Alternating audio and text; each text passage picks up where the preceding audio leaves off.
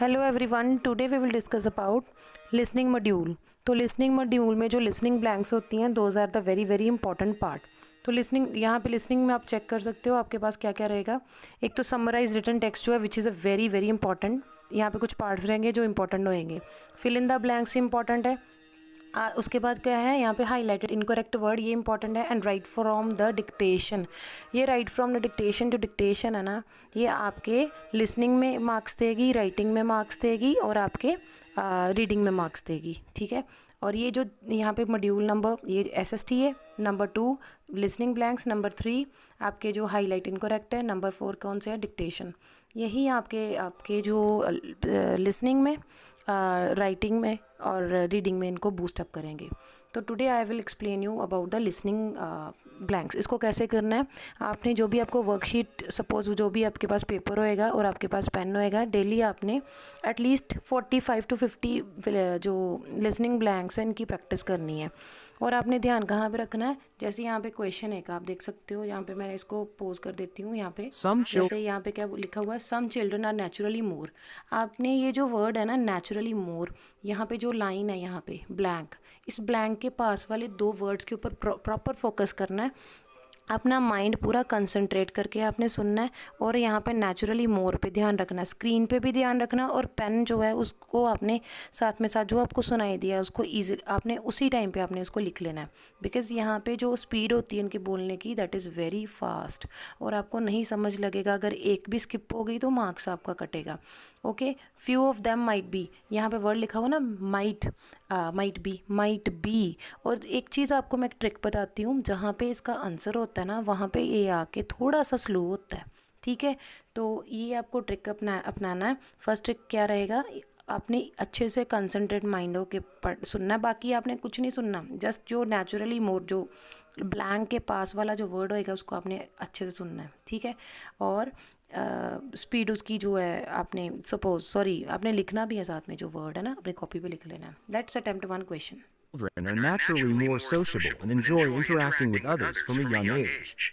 They often make friends easily in social settings. Focus However, a few of them might be diagnosed with social anxiety as they grow अब देखो older. जो उसने जो This lines condition बोली है can मैं make इसको it pose कर harder. देती हूँ। यहाँ पे उसने 2 वर्ड्स बोले हैं, सोशेबल एंड डायग्नोस्ड। ये दोनों वर्ड्स पे आगे जो आंसर था ना उस पे आगे ये थोड़ा सा स्लो हो गया। तो let's write down, I am writing here answer.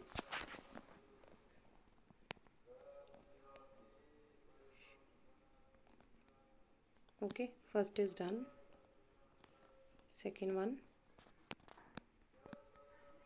Diagnosed. So these are the 2 answers जो मेरे को सुनाई दिए हैं, and both are correct. Okay, in this way you can do the attemptation of this. And now you can see one more, I will perform you in front of you. ये कैसे करना है, मैं इसको पहले पोज कर The देती हूँ puff आपके सामने। आपने अगर स्टार्टिंग में ही आपका कोई क्वेश्चन का साथ में जैसे द के बाद ही आंसर है, तो आपने यहाँ पे थोड़ा विजिलेंट होना है। अगर एक आपकी मिस भी हो जाती है तो डोंट राइट रॉन्ग, वहाँ पे आपने गलत नहीं लिखना। अगर गलत लिख दिया तो आपका 1 मार्क्स जाएगा, विच इज़ वेरी इंपॉर्टेंट। ठीक है जी। सो प्लीज़, अगर फर्स्ट जैसे यहाँ पे द मेरे से मिस हो जाती है फर्स्ट नंबर पे, पता नहीं क्या ही लिखा हुआ है, I am not confirm about that, तो प्लीज़ डोंट राइट, गलत नहीं लिखना। Let's start. The puffin is a small seabird known for its colorful beak and unique behaviors. It lives in colonies on rocky cliffs near the ocean. This bird allows other species to share its habitat without much conflict. However, it must be cautious of predators like seagulls that might steal its food.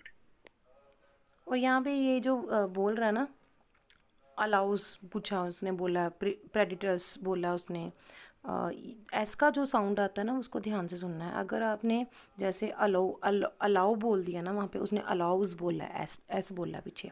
अगर आपने allows की जगह पे allow लिख दिया ना तो वो आपका मार्क्स कटेगा। The puffins cooperate with each other to protect their nests from danger. A corporate organization recently started a campaign to keep these birds safe by raising awareness. They introduced a new conception of wildlife protection to the public. This led to increased consumption of eco-friendly products to support the cause. आपने side wise इसको लिखते जाना है साथ में। ठीक है जी।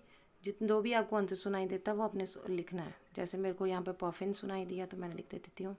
Next this word allows, allows, allows उसने बोला है, पूरा प्रॉपर साउंड बोला है एस, तो एस लिखना है यहाँ पे, allows. Then after that you can see next. बेटा आपने जो लिखना ना, ये जो वर्ड्स आपने कॉपी पे लिखने हैं, थोड़े से राइटिंग आपकी जो है ना वो नीट एंड क्लीन लिखना। ये ना हो भी आपने लिख लिए, सुन भी लिए अच्छे से, और राइटिंग ही नहीं आपको बाद में समझ लगी, तो आप क्या ही लिखोगे वहाँ पे। Predators,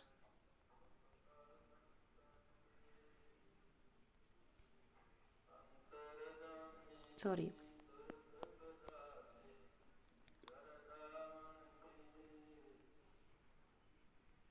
the puffin corporate, okay, then a corporate. इसकी प्रैक्टिस जितनी करोगे उतनी कम है। These bird safe by rising, safe, अगर एक आधा छुट भी जाता तो don't worry. They introduce a consumption, मेरे को कंजप्शन, कंजप्शन मेरे को सुनाई दिया, ये मेरे को इसको मैंने, मेरे को नहीं सुनाई दिया तो मैं इसको छोड़ देती हूँ। मैंने गलत अटैम्प्ट नहीं करना, नहीं तो 1 मार्क कटेगा।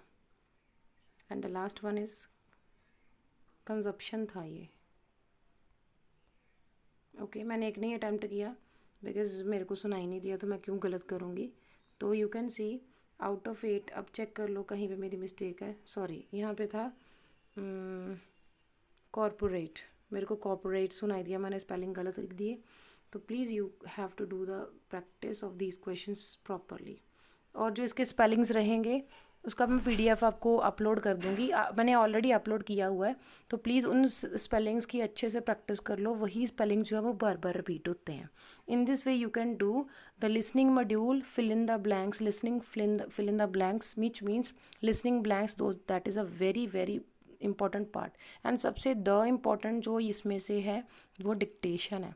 वो 3 मॉड्यूल्स में आपको स्कोर देगी, लिसनिंग में भी देगी, राइटिंग में भी देगी, और रीडिंग में भी देगी। रीडिंग को बूस्ट कौन करता है? अगर आपकी रीडिंग मीन्स थोड़ी बहुत वीक है, तो रीडिंग अगर आपकी बहुत वीक है तो आप फिर अपनी जो है लिसनिंग पार्ट और स्पीकिंग पार्ट जो है ना उसको अच्छे से कर लो अपना, क्योंकि आपका जो स्पीकिंग पार्ट है और जो लिसनिंग पार्ट है ना वो आपके जो मार्क्स रीडिंग में देंगे, ओके। क्योंकि आपने जब भी स्पीकिंग करोगे तो वहाँ पे कुछ ना कुछ आएगा, उसको रीड भी तो करोगे पैराग्राफ को। एंड सेकंड, लिसनिंग पार्ट अगर आप करोगे ना, लिसनिंग में जो भी आप बोल रहे हो आप कुछ ना कुछ पढ़ोगे भी, ठीक है। तो please you have to boost up your listening part and speaking part. ये दोनों बैकबोन है PT की, जो सभी आपके रीडिंग में आपको स्कोर देंगे, लिसनिंग में भी देंगे, और आपके उधर स्पीकिंग में तो जाएंगे। एंड जहाँ पे हम राइट कर रहे हैं, जैसे ये लिसनिंग ब्लैंक्स हो गई, डिक्टेशन हो गई, समराइज रिटन टेक्स्ट हो गया, ठीक है, तो वहाँ पे आपके राइटिंग में भी मार्क्स जाएंगे। इन this way please do each and every concept and you can get your, definitely you will get 85+ marks अगर आप अच्छे से बहुत ज़्यादा प्रैक्टिस करते हो, जो मैंने आपको फॉर्मेट बताया हुआ है, तो you can get 85+ score. So for any further information, send me the message in the comment box so that I can make the video related to that topic. Okay everyone.